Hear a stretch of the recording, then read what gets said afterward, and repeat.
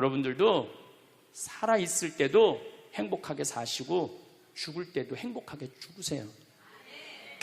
괜히 안 죽으려고 이렇게 용 쓰고 저렇게 용 쓰다가 누워서 10년 동안 똥오줌 싸기 시작하면요, 그때부터는요 지옥이야, 지옥. 여러분들은 제일 좋은 거는 자다가 주무시다가 죽는 거예요. 그런데 갑자기 돌아가시면 자식들이 너무 힘들으니까 그저 3개월 정도 앓으시다가 돌아가시면은 자식이 이별할 시간을 주는 거예요. 자식이 이별할 시간 주는데 3개월이 넘었으면 그때부터 우리 아버지 언제 죽나. 내가 며칠 전에 들은 얘기예요. 멀쩡한 집에 딸 둘이 무당한테 가갖고 그랬대요.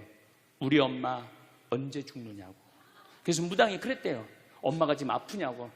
안 아픈데 너무 건강한데 우리를 너무 힘들게 해갖고 언제 죽는지 너무 궁금해서 와봤다고. 이게 부모 자식지간의 일이야. 부모 자식지간의 일이야. 그러니까 여러분들은 이제 자식한테 뭘 기대서 산다는 생각 꿈도 꾸지 말고, 죽을 때도 자식한테 효도받는다는 생각하지 말고 여러분들이 알아서 미리 써놓으세요. 사실 지난 2017년 4월 10일 날 우리 아버지께서 세상을 떠나셨어요. 지금 요즘 아버지 생각을 이렇게 보면은 아버지한테 제일 놀라운 거는 우리 아버지가 그냥 옛날에 연초제조창이라고 담배 회사 그냥 기능 공무원이셨어요. 그러니까 뭐 여유 있게 돈을 쓰실 기회가 없으셨죠. 근데 어렸을 때도 돈이 없어서 불편하다, 돈이 있었으면 좋겠다, 그런 말씀 하신 적이 없어요. 그냥 월급 봉투 딱 어머니한테 던지면은 뭐 집이 어떻게 됐든 아무 상관하지 않으시고 당신 산에 다니시고 정말로 신선같이 사셨어요. 근데 아버님이 올 초에 2달 고생하시고 돌아가셨어요. 40년 동안 병원 한번 안 가시다가 2달 전에 쓰러지셔서 병원에 모셨죠. 병원에 모셨는데 내가 우리 형제들한테 그랬어요. 우리 아버지 평생 자식만을 위해서 살았다. 가족만을 위해서 살았다. 오로지 정말로 사랑하는 가족을 위해서 투신하신 분이다. 우리 아버지 병간호 간병인한테 맡기지 말자. 우리가 사형제니까 우리가 모시자. 그래서 누나가 제일 위니까 누나가 이틀, 큰형 이틀, 둘째 형 이틀. 난 이제 장가 안 갔으니까 나는 하루. 그래서 우리 뭐 형제들은 전부 다 결혼하고 손자들이 전부 다 아들, 딸 이러니까 아이들이 다 돌아가면서 아버지 병간호를 했어요. 그야말로 자식들 품에서 돌아가셨죠. 자식들 품에서 돌아가셨어요. 근데 아버님이 이렇게 4월 10일 날 월요일 날 쓰러지셨는데 의사들이 심폐소생술 하겠느냐고 그랬을 때 우린 싫다고 그랬어요. 왜 마지막으로 돌아가시는 아버지 갈비뼈를 다 부러뜨려? 그 정도 쓰러졌으면은 87세에 그 정도 병이시면은 이제 돌아가실 때예요. 근데 많은 경우 돌아가실 때 심폐소생술 하게 돼 있어요. 근데 우리는 원하지 않았어요. 네 자식 다. 그리고 아버님이 이 골수염이라는 이 병을 앓으셨는데 좀 많이 아프신 병이에요, 마지막에. 그래서 내가 아버지 원도 한도 없이 마약 놔드렸어요. 모르핀. 왜 죽기 전에 아프면서 죽어야 돼? 마약. 그래서 조금만 아픈 기미만 보이면은 간호사한테 가갖고 마약 놔달라고, 모르핀 놔달라고. 여러분들, 죽기 전에 하느님이 인간한테 준 최고의 선물이 뭔지 아세요? 마약이에요. 마약. 그래서 호스피스 병동에서 아플 때 진통제 놔드리는 거, 마지막 효도는 마약 많이 놔드리는 거예요. 그래서 우리 아버지 돌아가시기 전에 원도 한도 없이 마약하고 가셨어요. 원도 한도 없이. 네. 그 조금의 고통을 덜어주는 게 내가 보기에는 효도라는 생각이 들더라고요. 아버지 이렇게 쓰러졌을 때 생명 유지 장치 하겠느냐고 의사들이 얘기를 하더라고요. 우리는 아무도 원하지 않았어요. 그냥 아버님 편안하게 보내드리고 싶다고. 왜? 우리 아버지는 참 행복하게 사셨어요.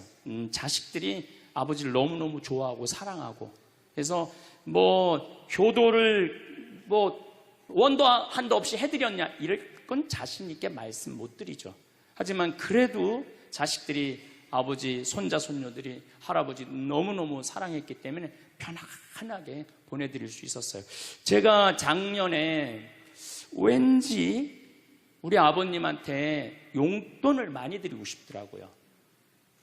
평생 돈 한번 넉넉하게 써보시지 못한 아버지한테 용돈 많이 드려야 되겠다. 그래서 제가 작년에는 이제 외부 강의 한 달에 한 번 하면 한 번, 두 번 하면 두 번. 아버지가 무슨 돈을 이렇게 많이 주느냐고, 신부님. 아버지 원도 한도 없이 마음껏 써보시라고. 그래서 작년 한 해 내도 그전에는 조금씩 용돈 드리다 작년에는 그냥 막 이만큼씩 드렸어요. 아버지 원도 한도 없이 쓰시라고. 마음 안에 이런 마음이 있었어요. 한번 평생 마음껏 돈 한번 써보시지 못한 아버지 마음껏 돈 쓰시라고. 그랬다 1억을 드리거나 2억을 드린 게 아니야. 100만 원, 200만 원, 한 달에 300만 원 용돈 드린 거죠. 그러니까 아버님이 노인정에 그 노인 어르신들 밥 다 사고, 또 우리 자녀들이 23명인데 아버지한테 식사하러 가면은 아버지가 밥값을 다 냈대. 우리 누나가 항상 하는 얘기가 아버지 지갑에 항상 100만 원이 있었대요. 그래서 얼마나 기분이 좋아. 아버지 돌아가셨을 때 노인정에서 그랬대요. 물주 세상 떠나서 어떻게 하느냐고 그랬대. 물주 세상 떠나서 어떻게 했느냐고. 아버님이 1년 동안 원도 한도 없이 즐겁게 사시다가 세상 떠난 거예요. 저는 효도도 나중에 한다는 건 다 거짓말이야.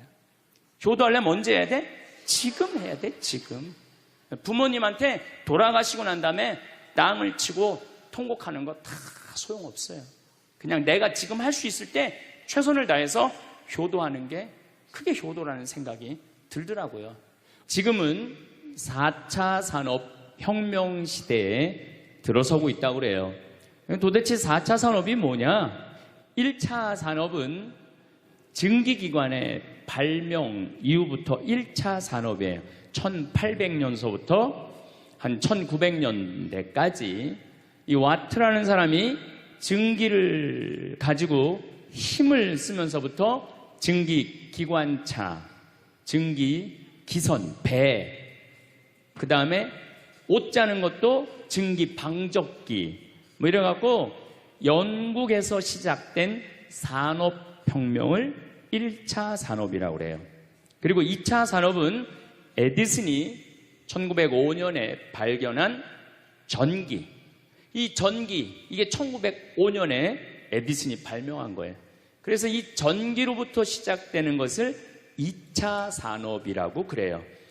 지금 우리는 이 전기의 혜택을 다 받고 살죠. 여러분들 전기 다리미, 그 다음에 세탁기, 냉장고, 텔레비전, 전기 아닌 게 하나도 없어요.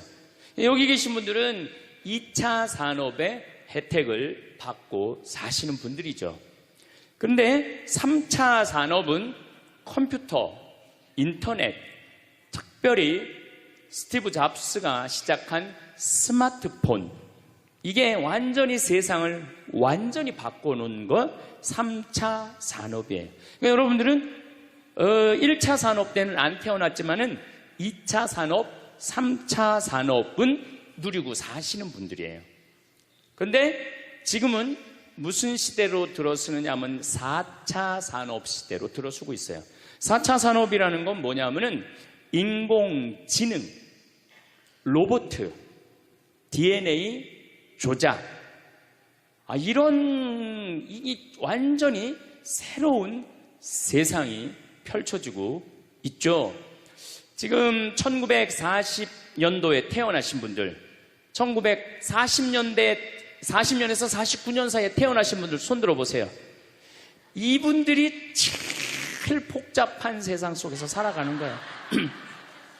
이게 너무 세상이 변하는 걸 다 노리고 살아가는 분들이 지금 1940년서부터 50년, 1950년, 60년에 태어난 분들이 2차 산업, 3차 산업, 심지어 4차 산업 시대까지 살고 있는 거예요. 1941년에 이제 내일 모레겠네요. 12월 8일 날 일본이 진주만을 습격을 해요. 그거를 여러분들은 무슨 전쟁으로 들었느냐면 대동아 전쟁으로 들었어요. 그거는 일본 입장이고, 일본이 대동아 전쟁이지 우리는 아무 상관없어요. 근데 우리는 대동아 전쟁에 내가 그때 고생했다고 그러는데 그건 일본의 속국의 입장이야. 그러니까 그 대동아 전쟁이라는 말 우리 쓰지 말아야 돼. 태평양 전쟁이겠지. 미국하고 일본하고 한 전쟁. 그 태평양 전쟁 속에서 태어나갖고 고생이란 고생은 다 한 분들이 지금 70대예요. 그 전쟁 끝나고 좀 나은 줄 알았더니 6.25가 또 터졌네. 그래갖고 또 피난 가고 또 일사후퇴 겪으면서 고통 겪고, 전쟁 끝나고 난 다음에는 우리나라가 아프리카에 있는 웬만한 나라들보다 못 살았어요. 아프리카에 있는 웬만한 나라보다 못 살았어.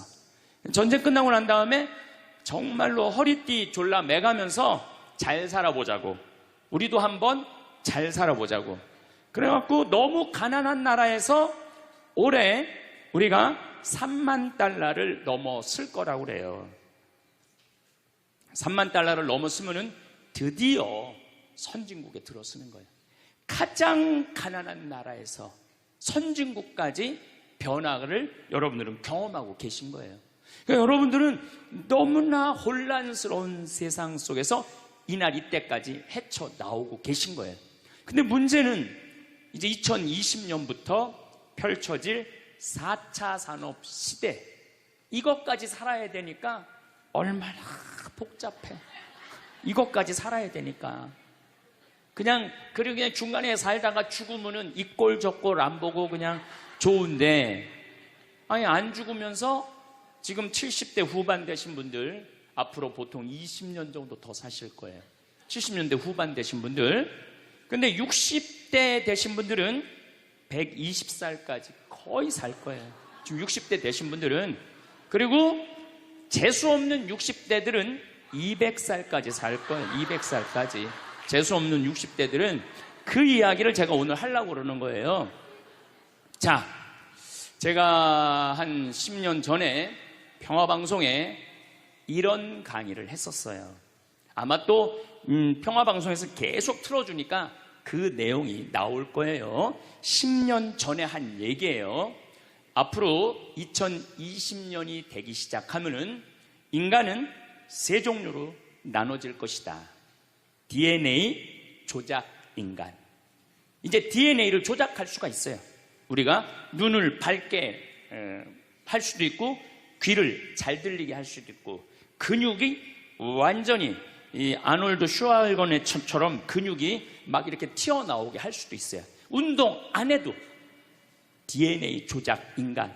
옛날에는 DNA를 한번 내가 DNA가 어떤지 검사하려고 그러면은 2억 내지 3억이 들었어. 그런데 지금은 내 DNA를 검사하는데 얼마면 검사할 수 있냐면 5만 원이면 검사할 수 있어요. 5만 원이면. 세상이 엄청 변한 거예요. 그래서 이제는 지금 태어나는 아이들은 이제 아파서 병원 가는 일은 거의 없을 거예요. 미리 병원에서 전화를 해요. 너 요때쯤 심장마비가 올 DNA가 있다. 와서 고쳐라. 그럼 DNA 조작만 하면 심장마비가 넘어가는 거예요. 그러니까 안젤리나 졸리라는 미국의 영화 배우가 있어요. 2010년에 유방을 잘랐어요. 왜냐하면 DNA 검사를 해보니까 언니도 그렇고 엄마도 그렇고 유방암이 있는 거야. 본인도 유방암에 걸릴 확률이 있는 거야. 그래서 유방을 자른 거예요. 그러니까 미리 병을 예방을 하는 시대가 오는 거예요. 그게 DNA 조작 인간이에요. 근데 우리 교회는 그런 걸 절대 허락하지 않죠. 절대 허락하지 않는데 절대 현대인들은 할 거라는 거예요. 그 다음에 두 번째 인간은 어떤 인간이냐면 사이버 인간, 기계 인간이에요. 인공지능 로봇 인간. 그래갖고 이 인공지능 로봇 인간이 나오면은 안 그래도 1940년서부터 지금까지 복잡 다단한 세상을 살아왔는데 이제 로봇하고 같이 살게 되는 세상이 이제 곧 되는 거죠. 그리고 이제 세 번째 인간은 오리지널 인간. 여러분들, 저나 여러분들. 근데 누가 제일 떨어지느냐? 오리지널 인간이 제일 떨어질 거예요. 그래서 앞으로는 이제 어떤 세상이 제일 걱정되는 게 뭐냐면은 로봇가 공장에서 일하는 거예요. 로봇가 공장에서 일을 하게 되면은 많은 노동자들은 일자리를 잃어버려요. 현재 몇 명 정도 일자리를 잃어버릴 걸로 예상을 하느냐면 8억 명 정도가 일자리를 잃어버린대. 8억 명. 그러니까 노동자의 4명 중에 1명은 일자리를 잃어버리는 거. 이거 보통 심각한 문제가 아니에요. 그래서 이제 웬만한 사람들은 공장에서 일할 수가 없어. 누가 다 일을 해? 로봇가 다 하니까. 그리고 요즘 그 조그만 회사 사장들 말을 들어보면은 요즘 뭐 노동자들 옛날에는 죽으라고 일했는데 아침에 잠깐 나가서 커피 마신다고 와서 커피 한 잔 마시고 또 잠깐 나가서 좀 일하는 척하고 들어와서 밥 먹는다고 그러고 또 조금 나가서 그러니까 돈 주고 일을 시킬 수가 없다는 거예요. 그러니까 만약에 로봇가 일을 하면은 사람을 시키겠느냐? 로봇을 시키겠느냐? 당연히 로봇을 시키는 거죠. 그러니까 점점 사람이 일자리를 빼앗길 것이라는 거예요. 로봇을 쓰는 사장들은 돈을 어마어마하게 벌고 그런 자본이라든지 그런 능력이 없는 사람들은 무지무지하게 가난하게 사는 거예요. 이제 앞으로 여러분들이 5년 후, 10년 후에 볼 세상이 그렇다는 거예요.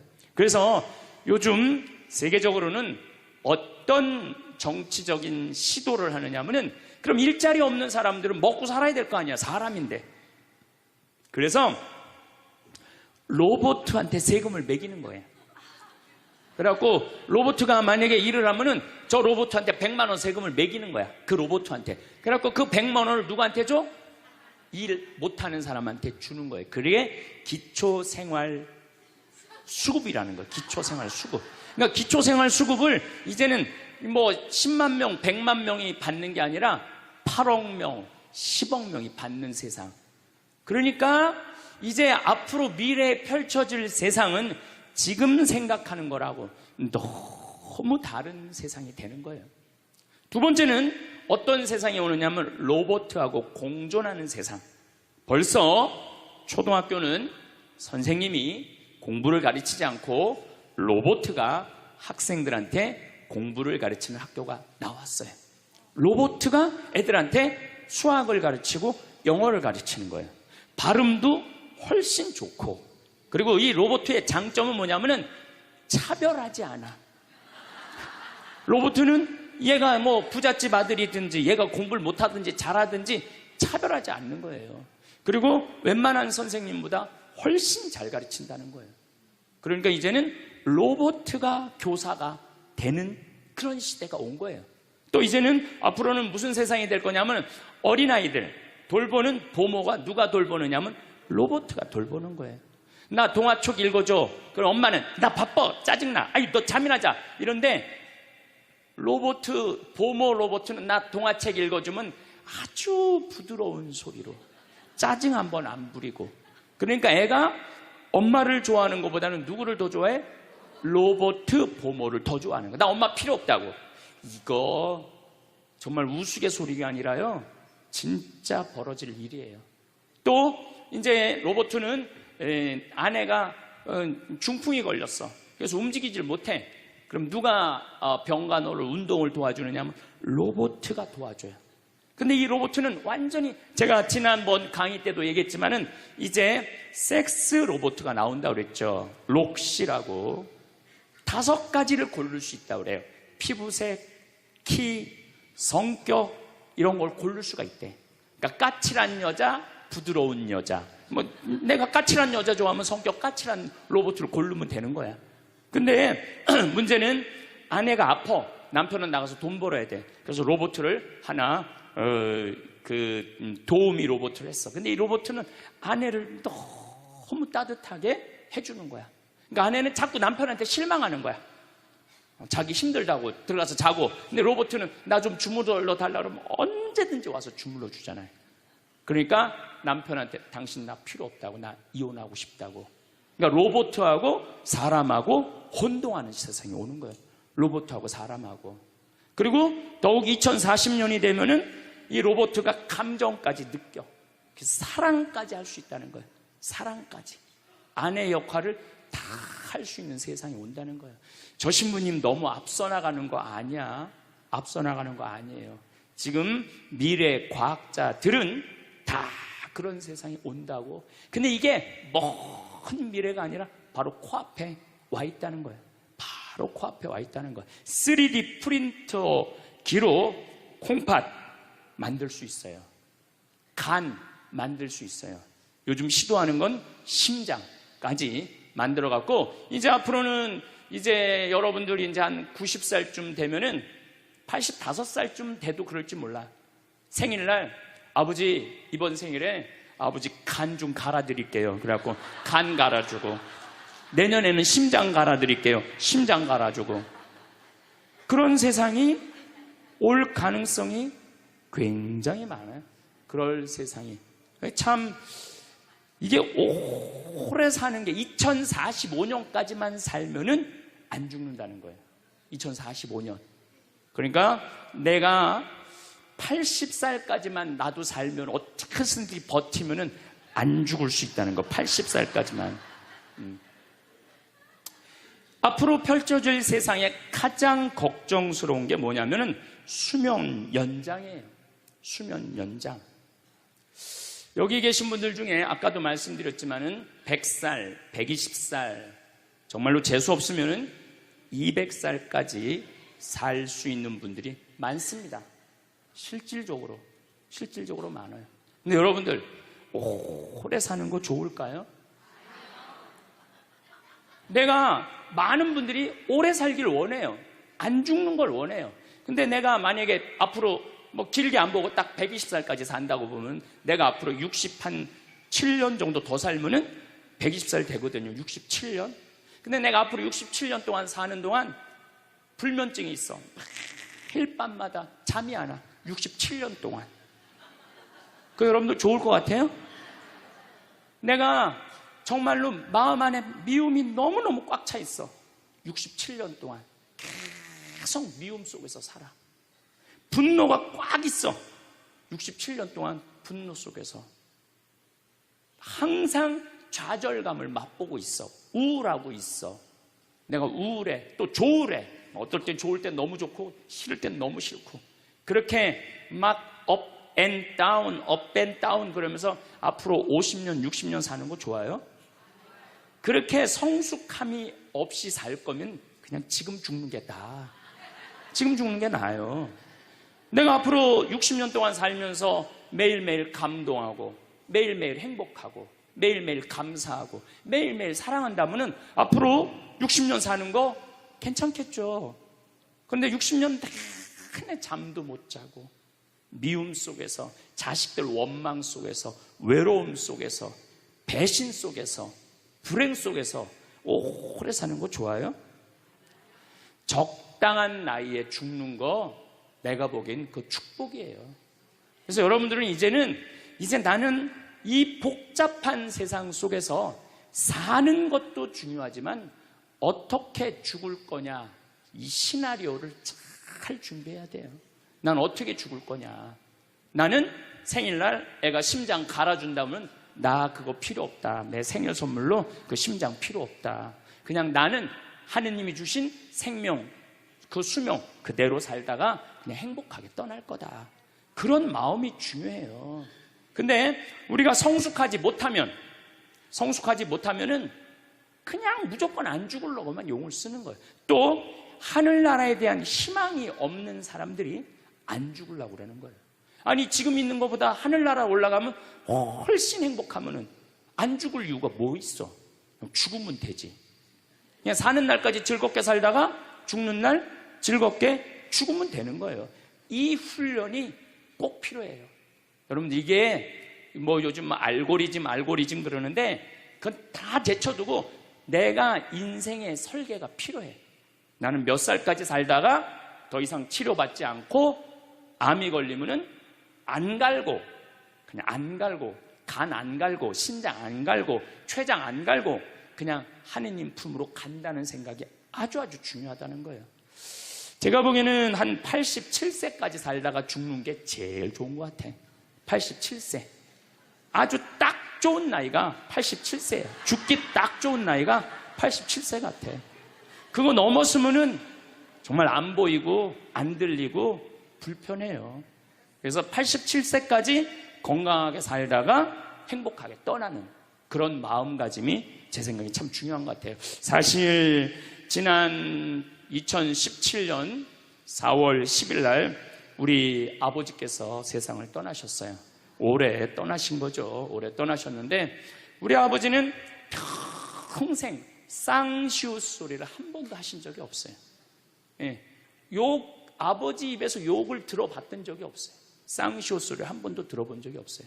자식들, 내 자식을 키울 때 매질 한 번 하시지 않으셨어요. 그리고 우리 아버지는 참 남 욕을 하신 적이 없어요. 보통 뭐 누구 욕도 하고 정치인 욕도 하고 뭐 세상도 욕하는데 한 번도 욕하신 적이 없어요. 어쨌거나 아버님은 쓰러지신 날 당신 스스로 걸어서 화장실 가셨어요. 아침까지. 그리고 오후 1시에 쓰러지셨어요. 그래갖고 밤 10시 41분에 돌아가셨어요. 근데 제가 아버지한테 그랬어요. 아버지, 돌아가시려면은 오늘 돌아가셔야 된다고. 왜냐하면 그날이 성월요일이었거든요. 성화요일 날 돌아가시면은 장례미사를 못해요. 왜냐하면 성목요일 날은 장례미사를 못하게 돼 있어요. 성금요일, 토요일 다 장례미사 못해요. 그리고 예수부활 대축일 장례미사 못해요. 그리고 그 다음 월요일 날 장례를 해야 되는 거야. 의사 선생님은 오늘 내일 돌아가실 것 같다고 그러는데 내가 그랬어. 돌아가시려면 오늘 돌아가시라고. 내일 돌아가시지 말고. 근데 딱 10시 41분에 돌아가셨어요. 그래서 성수요일 날 아버님 장례 미사를 하는데 우리 수원교구에 주교님 4분이 다 오셨어. 얼마나 그게 영광스러워요. 주교님이 4분이나 오셨으니까. 왜냐하면 성주관이니까 주교님들이 외국에 아무도 안 나가시고 교구청에 다 계셨던 거야. 얼마나 좋아요. 주교님 4분이 다 오셔서 미사를 봉헌해 주시니 얼마나 축복된 아버지예요. 또 신부님들이 많이 오셔갖고 그 성당에 수원 정작 꽃매 성당인데 꽤 그래도 큰 성당인데 신부님들이 꽉 차갖고 젊은 신부들이 지하에서 미사를 봉헌했다는 거예요. 그것처럼 축복이 어디 있어요. 그냥 하루라도 더 살라고 용 쓰다가 화요일 날 돌아가셨으면 7일장 하는 거예요. 7일장. 하루라도 더 살라고 용을 쓰셨으면. 근데 우리 아버지는 정말로 살아있을 때도 나한테 행복을 주시는데 떠나실 때도 행복하게 떠나시더라고요. 여러분들도 마찬가지예요. 그 엘리자베스 퀴를러 로스라는 호스피스, 유명한 시카고 대학의 호스피스 박사가 있어요. 이분은 2,500명 죽었다 살아난 사람들, 죽었다 살아난 사람들 여러분들 많은 거 아시죠? 왜 죽었다 살아난 사람들이 많아요? 심폐소생술 때문에. 의술이 좋아갖고 죽었다 다시 살아난 사람들 2,500명을 조사를 해봤어. 근데 죽었다 살아난 사람들의 경험, 하늘나라에 대한 경험을 얘기를 들어보니까 너무 평온하고 너무 행복하다는 거예요. 그리고 죽으면은 바로 몸에 빠져나가서 자기를 본대요. 자기를. 그래갖고 여러분들 죽은 사람들 그 주위에서 이 친지들이 하는 말이 다 들린대. 그 몇 분 동안, 하늘나라 올라가기 전에 몇 분 동안은. 그러니까 절대 죽은 사람한테 그렇게 살더니 참 잘 죽었다 그런 소리 하면 안 된다는 거예요.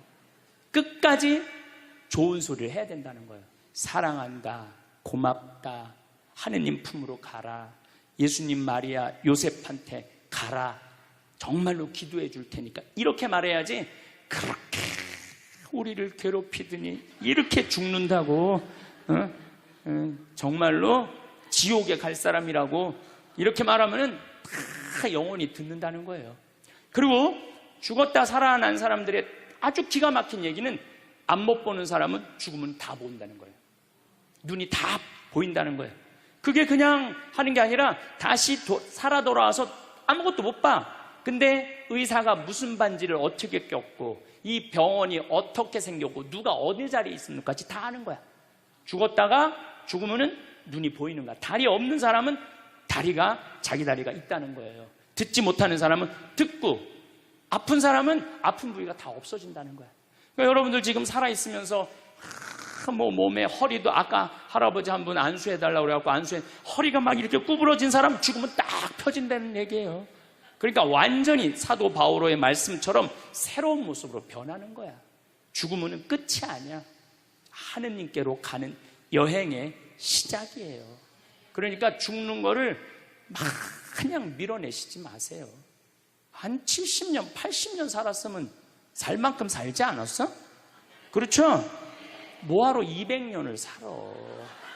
뭐하러 300년을 살아? 또 200년, 300년 사는 것도 좋아요. 그런데 정말로 감동 속에서, 행복 속에서, 사랑 속에서 200년, 300년을 살면 좋지.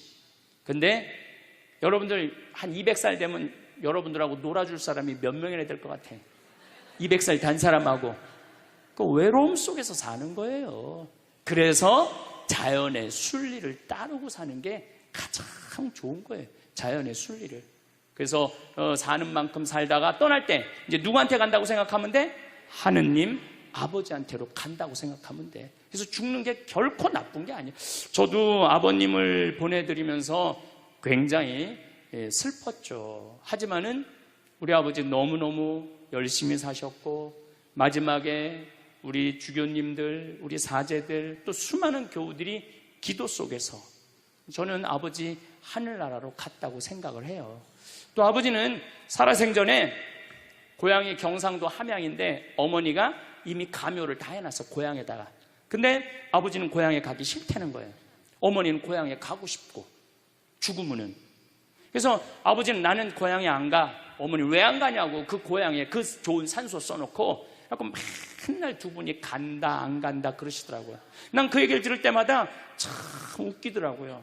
왜 웃기냐면은 갔다가 모셔다가 묻는 건 우린데 본인이 간다고 가고 안 간다고 안 가. 우리가 모시는 대로 가는 거지. 근데 작년에 아버님이 굉장히 건강하셨어요. 올해 쓰러지시기 전에. 근데 아버님 말씀이 제 귀를 울리더라고요. 그래서 우리 천주교 수원교구 안성 천주교 공원묘원에 갔어요. 가고 우리 후배 신부님한테 제일 좋은 자리를 좀 봐줘라. 딱 갔는데 정말로 산소 자리가 좋더라고요.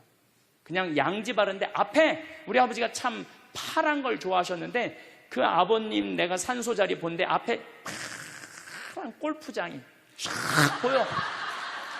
얼마나 좋은지. 그래갖고 아무도 몰래, 우리 가족 아무도 몰래 내가 예약을 해놨어요. 그리고 아버님 돌아가셨을 때 안성 천주교 공원묘 모셨죠. 아버님이 왜 고향에 가기 싫어하셨느냐면은 우리 큰할아버지, 둘째 할아버지가, 셋째 할아버지까지 있었는데 큰할아버지가 딸만 6을 낳았어요. 둘째 할아버지는 아들을 3을 낳았는데 둘째 할아버지 첫째 아들이 우리 아버지야. 근데 1930년, 우리 아버지가 30년생이시니까 87세니까 그때는요 장손집에 아들이 없으면 8살 이전에 큰아버지 집에 가서 양자로 자라야 돼. 아버지는 그랬던 거예요. 그래서 친어머니 아버지 밑에서 못 자라셨어. 그래 고향이 싫은 거야. 그래서 난 고향에 안 간다고. 근데 제 생각에는 그 아버님의 마음을 헤아려 주는 게 난 예의라는 생각이 들더라고요. 그래서 아버님 원하는 대로 안성에 모셨는데 얼마나 좋은지 몰라요. 어제도 갔다 왔어요. 그냥 오며 가며 가는 길에, 강의 가는 길에 한번 가서 뵙고, 우리 아버님 마지막까지 담배를 피셨어요. 그것 때문에 돌아가신 거지만은, 그래갖고 어제도 담배 한 대 탁 물려드렸어요. 피시라고. 갈 때마다 담배를 한 대씩 물려드리세요. 무슨 얘기냐면 부모하고 자식은 살아서도 좋고 죽어서도 좋아야 돼. 그런데 부모님이 10년 동안 똥오줌 싸고 치매 걸려갖고 지겨워. 부모님 찾아오지도 않았어. 그래갖고 부모님이 돌아가셨어. 그럼 자식이 땅을 치고 불효한 것에 대해서 울면서 통곡해. 그리고 돌아가셨는데도 부모님 먼 데다 모셔놔갖고 1년에 한 번, 2년에 한 번 가고, 살아서도 안 좋고 죽어서도 안 좋은 거예요. 그러니까 여러분들은 살아서도 좋고 죽어서도 좋은 부모 자식 관계를 유지하려면 죽음에 대해서 생각을 많이 하셔야 돼. 죽음에 대해서. 근데 이제 아버님 돌아가셨는데 딱 화요일 하루 장례를 했는데 조문객들이 얼마나 많이 왔는지 밥을 7번을 했대요. 보통 장례 밥 1번 한대. 근데 밥을 7번 했대. 우리 형님 둘도 나만 활동을 많이 하는 게 아니라 형님 둘도 어마어마하게 친구가 많더라고 보니까. 우리 누님도 그렇고. 그러니까 그냥 1000명 이상이 조문객이 왔으니까 조의금도 굉장히 많이 들어왔다는 얘기죠. 조의금도. 근데 내가 그 조의금을 싹 모아서 평창으로 갖고 왔어요. 우리 형제들은 조의금을 구경도 못했어요. 제가 왜 그걸 싹 모아서 갖고 왔느냐 하면은, 내가 본당 신부 때 장례식장에 교우들 초상 남은 가면은 상주가 안 나와. 왜 안 나오냐 그랬더니 저기 지금 방에 들어가고 조의금 갖고 싸운다는 거야. 네가 더 가질 거냐 내가 더 가질 거냐. 여러분들, 저는 우리 지금 대한민국이 이 변화, 제가 변화의 도전이라는 주제로 강의를 하지만 이 변화되는 세상에 생각을 바꿔야 돼요. 이제 지금 기업의 0.3%가 우리나라 총이익의 50%를 갖고 있대요. 그러면 그 0.3% 되는 대기업가들이 다 가난한 사람을 위해서, 나라를 위해서 세금을 내놔야 돼요. 이 시대는 이제 로봇가 자리 다 뺏어가고 사이버 인간이 다 뺏어가고 우리는 어떻게 살아, 인간은. 그래서 이 정치가 중요한 거예요, 21세기는.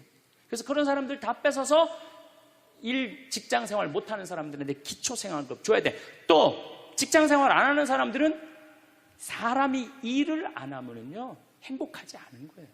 일을 안 하면. 여기 계신 분들 혹시 불면증 걸리신 분들 있죠? 제가 불면증 치료법 알려드릴게요. 어떻게 하면 잠을 잘 오느냐면 아침 6시에 일어나. 그래갖고 아침 기도해. 아침 기도, 부모를 위한 기도, 나라를 위한 기도, 자녀를 위한 기도 다 해. 그리고 정성스럽게 이불 개고 세수, 머리도 다 드라이기 쓰지 말고 수건으로 다 말려, 머리도. 그리고 밥 정성스럽고 해 먹고, 목욕탕도 가갖고 묵지기도 5단 있는 힘 땀 다 빼고, 그리고 발차기도 하고, 목욕탕 안에서 제일 좋은 거라는 거예요. 그리고 산책하고 미사 참여하고 성서 쓰고 정성스럽게 행동을 하세요. 설거지도 정성스럽게 하고. 그러면은 저녁 8시만 되면 기절해서 자요. 여러분들이 하루 생활이 정성스럽지 않기 때문에 잠을 못 자는 거예요. 기절해서 자요. 저는 요즘 지금 목도 지금 특강을 너무 많이 해갖고 목이 쉬었는데, 요즘 이렇게 어제도 대전 강의 갔다 와서 7시만 되니까 막 눈알이 뒤집어지려고 그러더라고, 눈알이. 그러면 자는 거예요. 근데 아무것도 안 하고 그냥 가만히 움직이지 않으면요 밤에 잠이 안 오죠. 당연히 잠이 안 오죠. 그래서 정성스럽게 사는 게 중요한 거예요. 어쨌거나 하여튼 아버님 그 조의금을 싹 갖고 왔어요, 평창에. 그래갖고 내가 우리 형제들한테 얘기했어요. 아버님 돌아가신 조의금은 어린아이를 위해서 쓸 거고, 어머님이 돌아가신 조의금은 노인분들을 위해서 쓸 거다. 그래서 이번에 잠비아에 에이즈 어린이 고아원 짓는데 아버님 조의금 보냈어요.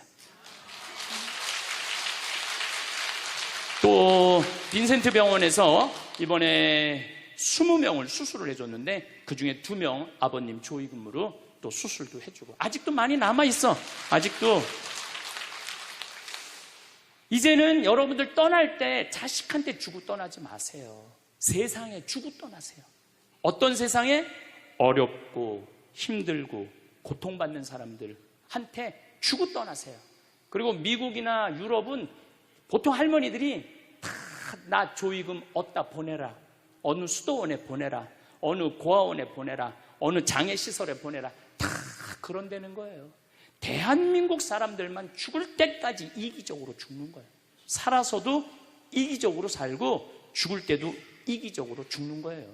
그래서 하여튼 우리 형제들은 조이군 구경도 못했어. 대신 내가 우리 형제들한테 보내준 선물이 있어요. 조이군 명단은 다 보내줬어. 타이프 쳐갖고. 갚아야 될 거 아니야. 갚아야 될 거 아니야.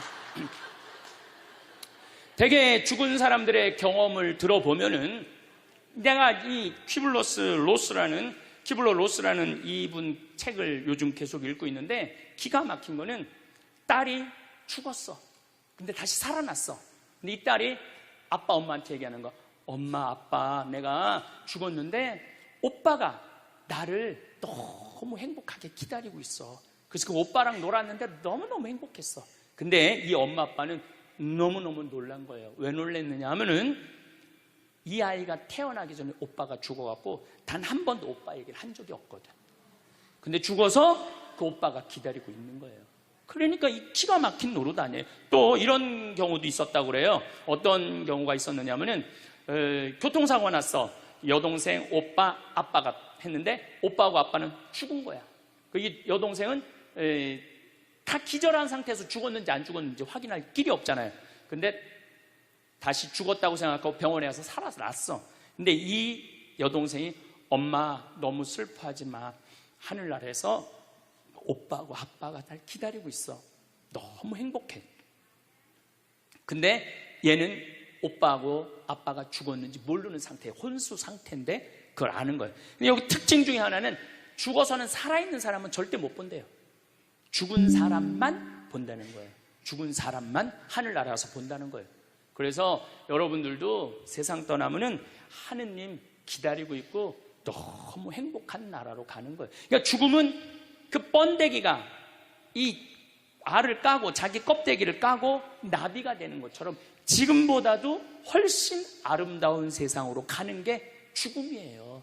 이제 21세기는 안 죽는다고 100살을 사니 200살을 사느니 좋은 게 아니에요.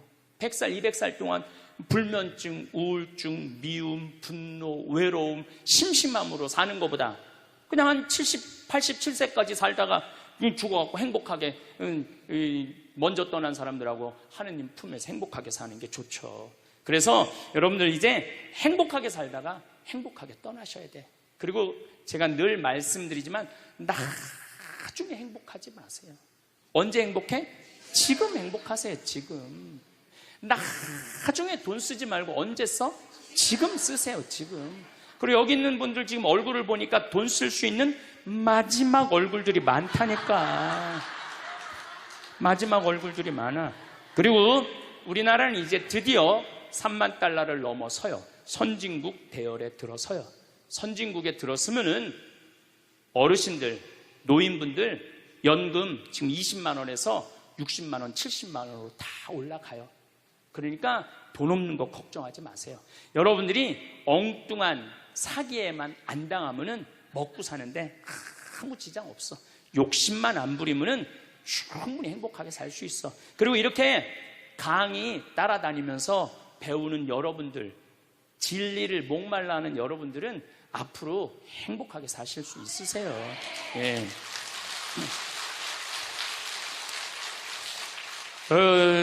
인생의 주인공은 나야. 내 자식이 아니고 내 남편이 아니고 내 아내가 아니야. 내 행복은 누가 책임지느냐 하면 내가 책임지는 거야. 내가 지금 불행한 거는 남편 탓도 아니고 자식 탓도 아니고 누구 탓이야? 내 탓이야. 왜? 나를 위해서 쓰는 법을 배운 적이 없어. 나를 위해서. 버는 법은 배웠는데 쓰는 법을 배운 적이 없어. 본인들을 위해서 쓰세요. 자, 1960년대, 70년대는 열심히 살아야 돼. 너 정말로 아끼고 살아야 돼. 가난했을 때 얘기예요. 이제 3만 달러가 넘었을 때는 이제는 재밌게 살고 행복하게 살고 의미 있게 살고 나누고 살아야 돼. 언어가 이제는 바뀌어야 돼. 그래서 여러분들 정말로 이제는 의미 있고 재미있고 행복하게 생활하시길 바라겠습니다. 인생을 살아가면서 가장 중요한 시기는 언제일까요? 만약 여러분에게 초년에서 청년기까지 운과 중년기에서 노년기까지 운 중 하나를 선택하라고 한다면 무엇을 선택하시겠나요? 당연히 평생 유복하고 행복하게 살면 좋겠지만 반드시 하나를 선택해야 한다면 저는 행복하고 부유한 말년의 삶을 선택할 것 같은데요. 초년운이 아무리 좋기로써니 중년운, 말년운과는 비교 대상이 되지 못합니다. 초년운은 대개 부모운을 따르기 마련입니다. 하지만 인생 후반기의 삶은 스스로 만들어낸 것이기에 그 가치가 더욱 큽니다. 일평생 운이 좋으면 좋겠지만 운의 특성상 항상 좋은 운이기는 힘듭니다. 이는 초년운이 좋으면 말년운이 나쁘고 말년운이 좋으면 초년운이 나쁘다는 것을 의미하는데요. 남들보다 먼저 이루었다고 기뻐하던 사람이 말년에는 오히려 뒤처지기도 하고 인생이 제대로 풀리지 않아서 더디게 가던 사람이 오히려 순탄한 길을 걷게 되기도 하니 말년운의 중요성은 참으로 큽니다. 실제로도 30대나 40대 심지어 70대에도 운이 트이는 사람이 있지요. 말년의 운수가 좋아져서 무엇에 쓰겠냐고 하시는 분도 있으실 겁니다. 하지만 이제는 100세 시대입니다. 만약 지금 인생이 힘들더라도 앞으로 나아진다는 확신만 있다면 그 누구라도 버틸 수 있는 힘이 생길 것입니다. 따라서 인생 후반기를 풍요롭게 보내고 싶으시다면 실제로 그렇게 사는 사람들이 어떤 특징을 가졌는지 알아보고 반드시 이를 따라 하셔야 말년의 운이 트이게 될 것입니다. 분명한 것은 누구나 일생에 한 번은 아주 큰 운이 오기 마련이며 하늘은 절대 여러분들을 평생 고생만 하다가 생을 마감하라고 명하지 않으셨다는 사실을 명심하셔야 합니다.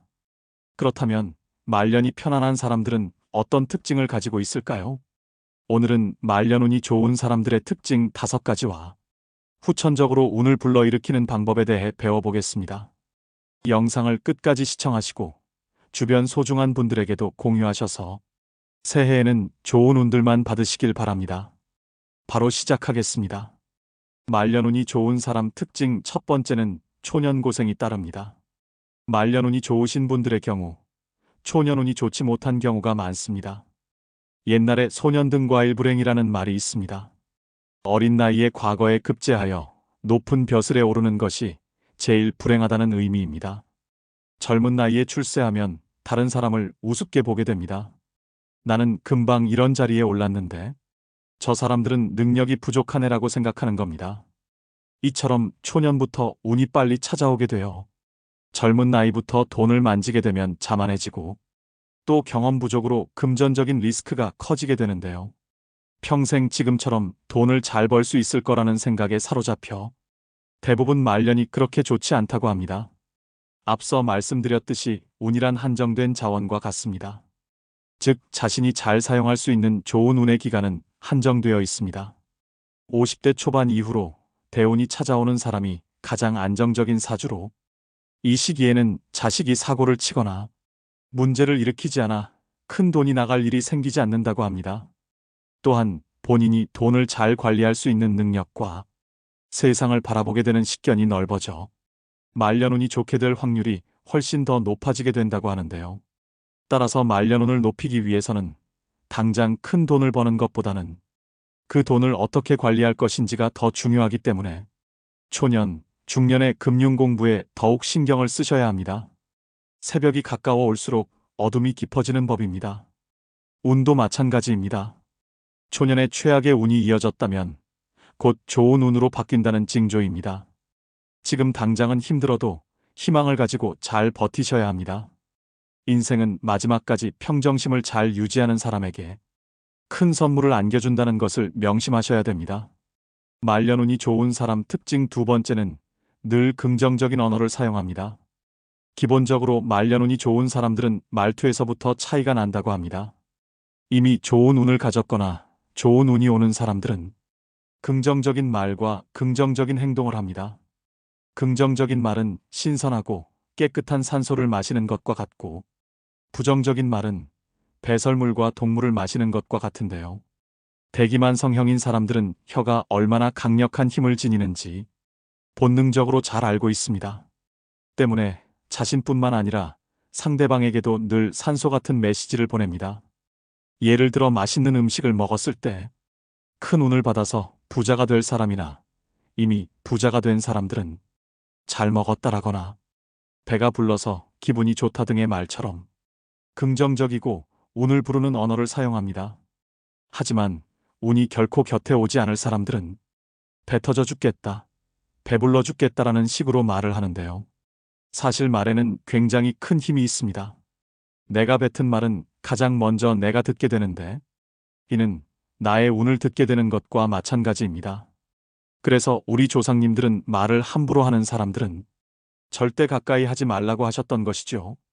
또한 관상학에서는 이렇게 말하고 있습니다. 우리 몸이 만들어질 때 눈, 귀, 팔다리는 2개씩 만들어졌는데 이는 균형에 맞게 치우침 없이 사용하라는 의미이고 입처럼 하나밖에 없는 기관은 늘 소중히 여기고 절대 함부로 사용해서는 안 된다는 경고라고 하는데요. 특히 그중 입에서 나오는 언어는 복이 들어오게 할 수도 있지만 복을 차버릴 수도 있음을 명심하셔야 됩니다. 운이라는 게 별거 있겠습니다. 말년운에 좋은 운이 들어올 수 있도록 그 길을 우리 입과 행동으로 만들어주면 됩니다.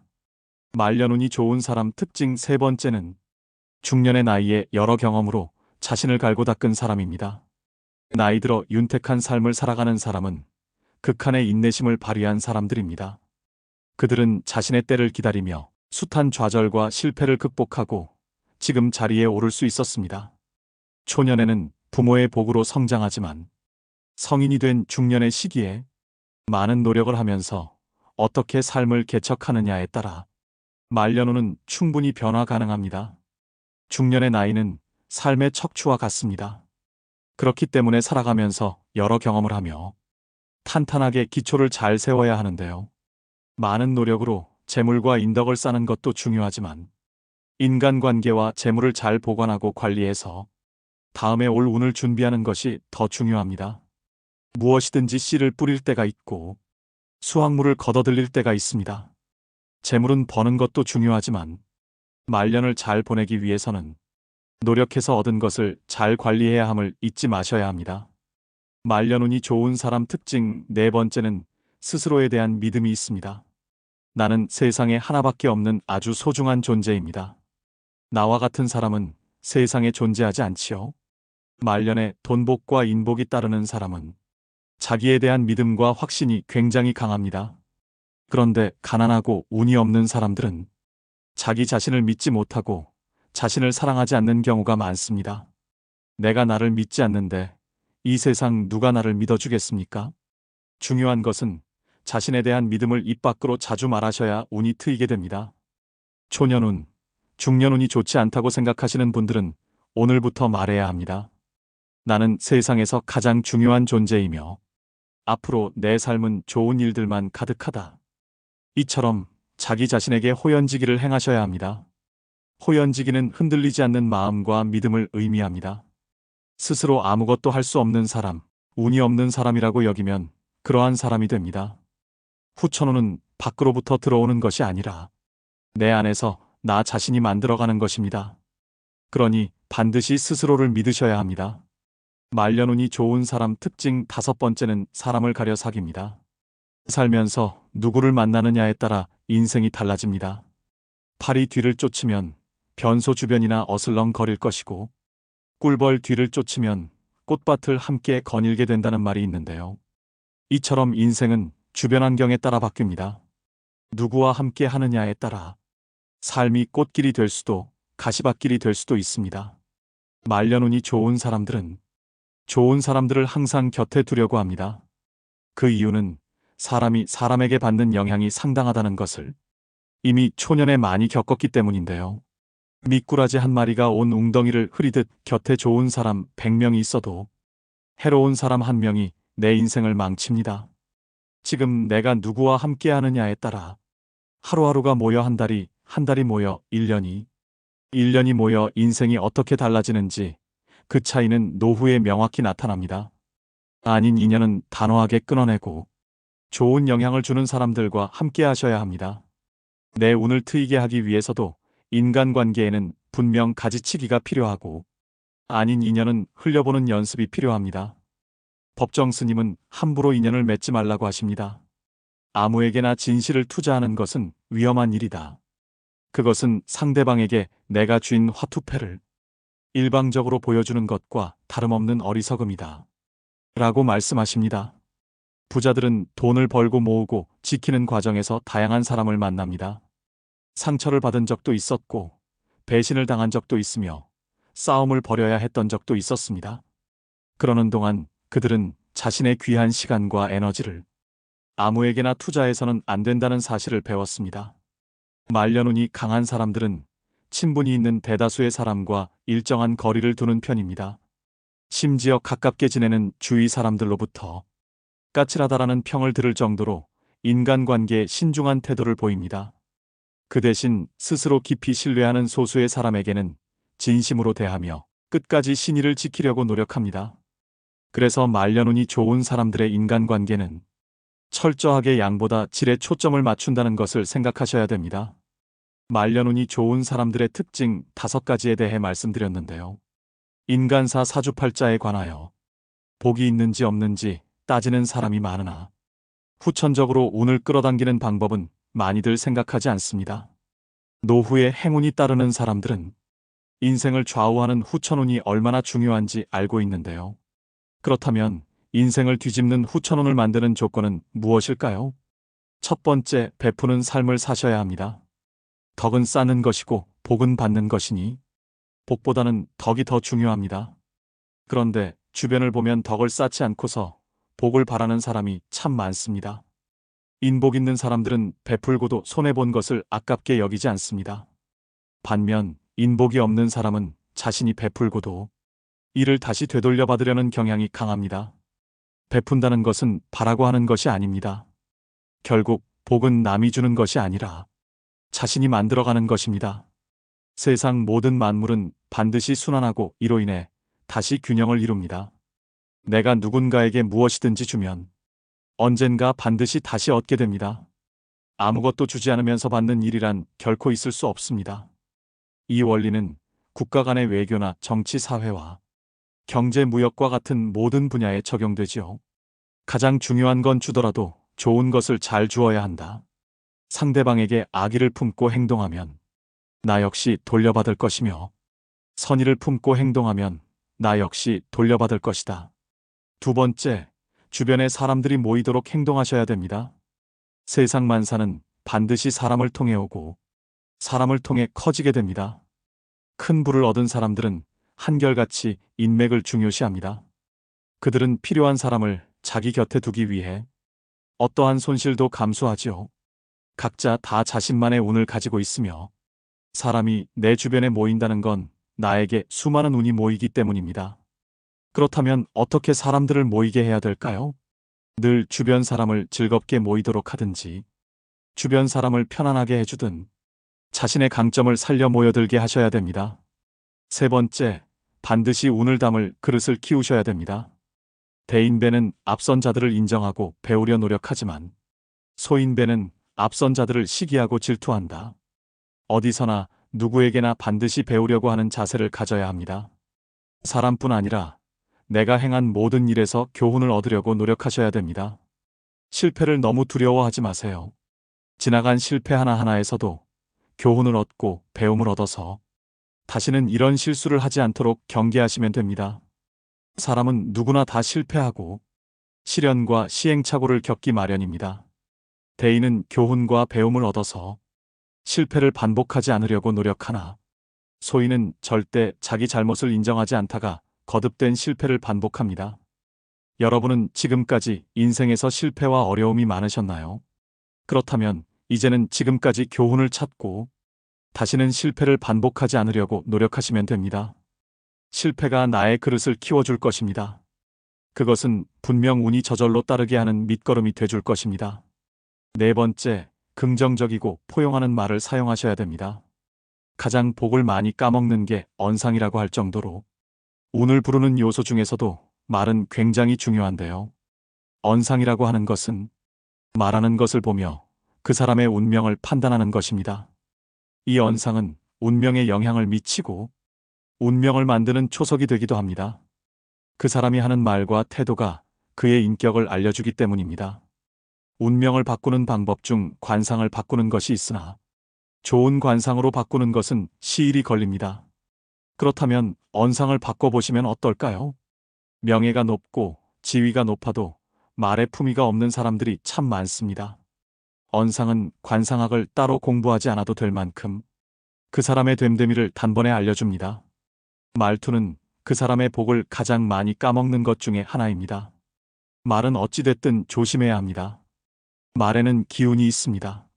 징징거리는 말투, 부정적으로 말하는 방식, 말하면서 인상 쓰는 습관을 버려야 합니다. 목소리가 좋은 것도 중요하지만 그 내용이 짜증스럽고 조악하다면 언상이 좋다고 볼 수 없습니다. 말을 했으면 끝맺음을 잘해야 하며 상대방의 말을 듣기 위해서는 먼저 나의 마음을 열어야 합니다. 상대방이 이야기를 하면 끝까지 경청할 수 있는 힘을 길러야 합니다.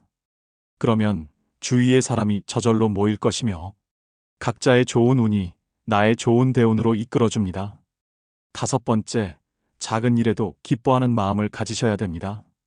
어떠한 일이 생겼을 때 작지만 항상 감사한 마음으로 기뻐하며 긍정적인 사람들이 있습니다. 이렇게 작은 일에도 감사하는 사람들은 자신의 감정을 늘 여유롭게 유지하고 나쁜 일이 생겨도 쉽게 화를 내거나 흥분하지 않고 어떠한 일이 생겨도 대범하게 상황을 잘 처리하는 능력이 있습니다. 현재 상황이 조금 어렵더라도 주어진 일에 항상 긍정적으로 대처하는 사람은 결국에 운이 왔을 때 제대로 운을 잡아서 행복을 누릴 수 있는 사람입니다. 이제부터라도 사소한 것에 기뻐하며 작은 행운도 크게 다가온다는 것을 기억하셔야 됩니다. 웃는 얼굴과 감사하다는 말을 습관처럼 실천해 보시길 바랍니다. 사주보다는 관상이, 관상보다는 심상이 중요하다는 말입니다. 유형의 상은 무형의 마음에 의해 지배되어 변화합니다. 예컨대 부끄러운 일이 생기면 얼굴이 붉어지고 기쁜 일이 생기면 얼굴이 환해지며 화를 낼 때는 얼굴이 찌푸려집니다. 결국 운명을 바꾸는 힘은 오직 마음에 달렸습니다.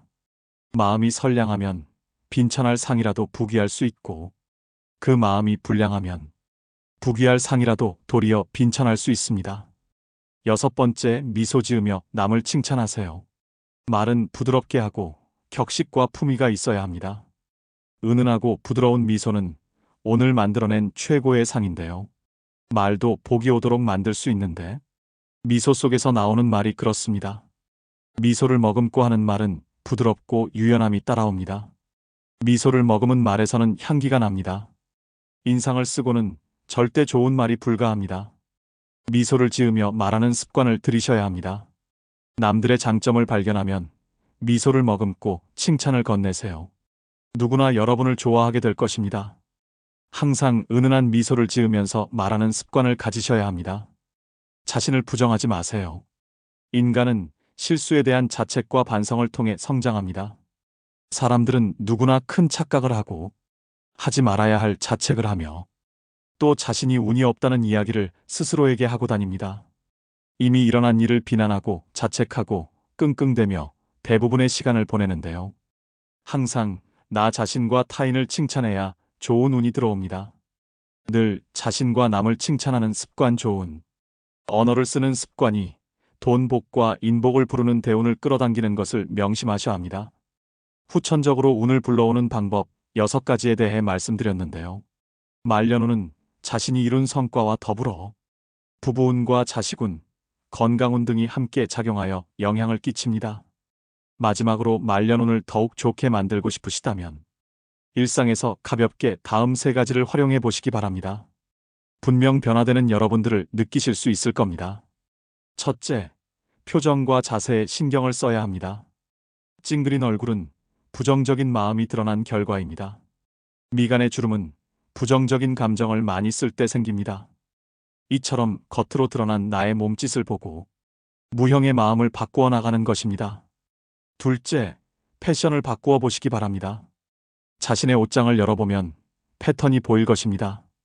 지금까지 자신이 선호하던 스타일을 바꾼다는 것은 참으로 어색하고 이상하겠지만 새로운 스타일을 시도해보는 것 그 자체가 마음을 바꾸어 보겠다는 의지의 시작입니다.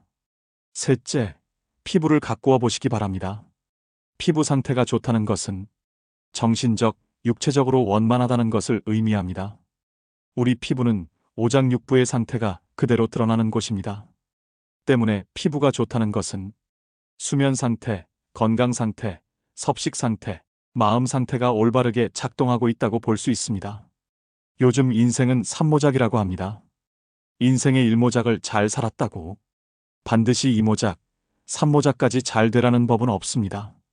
너무 많은 것을 일찍 이루면 후반에 이룰 것이 없습니다. 초년에 운이 좋았던 분들이시라도 반드시 이 말을 명심하시고 말년을 대비하셔야 됩니다.